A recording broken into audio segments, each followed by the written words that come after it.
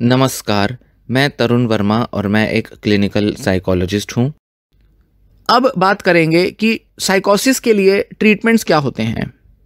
बहुत से लोगों के लिए कोई हल्का, जल्दी से असर लाने वाला बहुत सिंपल सा इलाज नहीं होता साइकोसिस का, पर सही सपोर्ट से, सही डायरेक्शन से, सही एजुकेशन से आसान है कि इन सिम्टम्स को मैनेज किया जा सके और बेटर तरह से रिकवर हुआ जा सके और अपने रिलैप्स को रोका जा सके।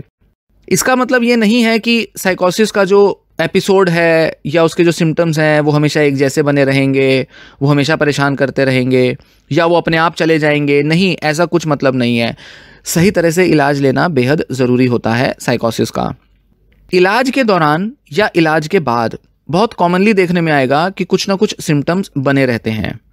इलाज आपको क्या करता है? इलाज आपकी हेल्प करता है समझने में कि आप कितना रिकवर कर सकते हैं, किस तरह से रिकवर कर सकते हैं, दवाओं से कितना असर आएगा और कैसे आप सीख सकते हैं अपने सिम्टम्स से कोप करना, उनका सामना करना।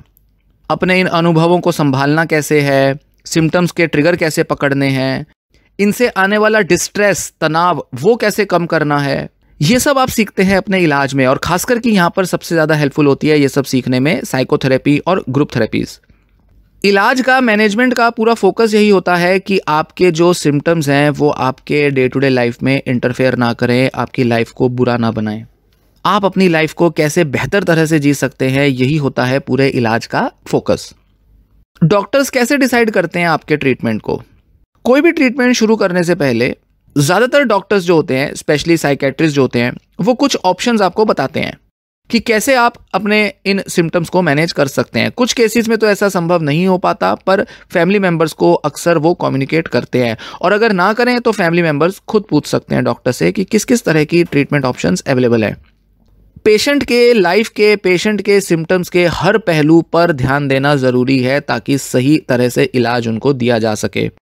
सिर्फ दवाइयों पर ही लगे रहना, सिर्फ दवाइयाँ लेते रहना बिल्कुल भी बेस्ट अप्रोच नहीं होती।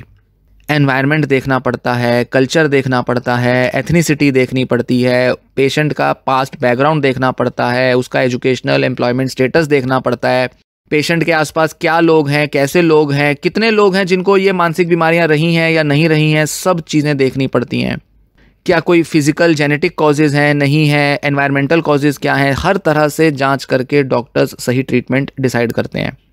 इसीलिए डायग्नोसिस के बेसिस पर इलाज नहीं होता, पेशेंट के सिम्टम्स, उसकी लिविंग कंडीशन और उसके बिहेवियर, थॉट प्रोसेस, सबके बेसिस पर ट्रीटमेंट डिसाइड किया जाता है।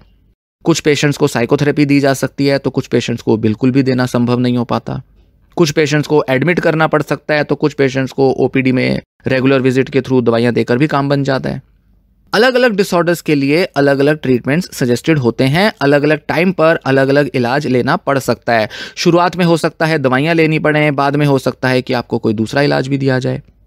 तो कुछ इस तरह के ट्रीटमेंट्स अवेलेबल हो सकते हैं। जैसे पहले तो हुआ एंटीसाइकोटिक दवाइयाँ, जो कि सबसे पहले और सबसे इफेक्टिव ट्रीटमेंट के तौर पर दी जाती हैं।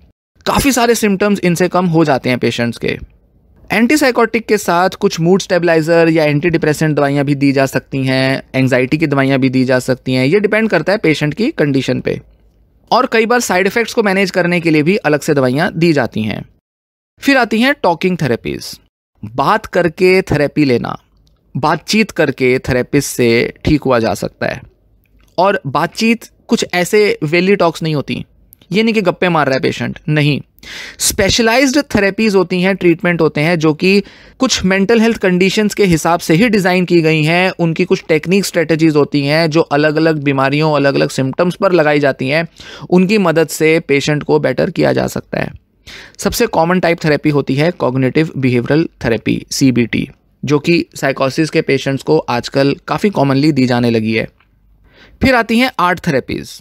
बहुत हेल्पफुल होती है कई पेशेंट्स के लिए, स्पेशली जो टीनेजर्स होते हैं, यंग होते हैं, उनके लिए आर्ट थेरेपीज बहुत हेल्पफुल होती हैं। फीलिंग्स को एक्सप्रेस करना, थॉट्स को एक्सप्रेस करना। बहुत से पेशेंट्स शाई होते हैं, सोशली एंग्शियस होते हैं, इंट्रोवर्ट होते हैं, तो उनको आर्ट के थ्रू एक्सप्रेस करना खुद को सिखाया जा सकता है। फैमिली थेरेपी बेहद ज़रूरी होती है। कई डॉक्टर्स बेहद आवश्यक मानते हैं फैमिली थेरेपी को दिया जाना। शुरुआत से ही फैमिली इंटरवेंशंस देना मैंडेटरी हो जाता है कई बार। फैमिली मेम्बर्स से बात की जाए, फैमिली मेम्बर्स को समझाया जाए पेशेंट की कंडीशन क्या है, कैसे मैनेज करना है, घर के अंदर बिहेवियर्स कैसे हो, पेशेंट को कैसे मैनेज करना है, ये सब सीखना पड़ता है फैमिली मेम्बर्स को। घर के अंदर क्राइसिस को कैसे मैनेज किया जाए, पेशेंट की ज़रूरतों को कैसे हैंडल किया जाए, प्रॉब्लम्स आती हैं उनको कैसे सॉल्व किया जाए, आपस में इंटरेक्ट कैसे किया जाए, कम्युनिकेशन कैसे हो, बात कैसे करनी है पेशेंट से, डिल्यूजन के टाइम पर या हेलुसिनेशन के टाइम पर पेशेंट को क्या कहना है, क्या नहीं कहना है, ये सब समझना पड़ता है फैमिली मेम्बर्स को पेशेंट को डील करने के लिए। इनफैक्ट एक बहुत ही इंपॉर्टेंट एस्पेक्ट होता है एक्सप्रेस्ड इमोशनैलिटी, जिसको मैनेज करना बेहद ज़रूरी है। बहुत से फैमिली मेम्बर्स काफ़ी क्रिटिकल, काफ़ी हॉस्टाइल हो जाते हैं पेशेंट के साथ, धिक्कारते हैं, ताने देते हैं, पेशेंट को ऐसा देखते हैं जैसे कि वो जानबूझ के अपनी हेल्प नहीं करना चाह रहा, वो एफर्ट नहीं ले रहा, तो क्रिटिसाइज़ करते हैं। और कई बार पेरेंट्स और फैमिली मेम्बर्स बहुत ज़्यादा ओवरली इन्वॉल्व हो जाते हैं, वो पेशेंट के हर छोटी बड़ी चीज़ का डिसीजन लेने लगते हैं, उसको कंट्रोल करने लगते हैं, मैनिपुलेट करते हैं। तो ये सारे बिहेवियर्स को चेंज करना बेहद ज़रूरी है ताकि पेशेंट का रिलैप्स भी ना हो और साथ ही पेशेंट भी अच्छे से रिकवर करे और घर का भी माहौल पॉजिटिव बना रहे।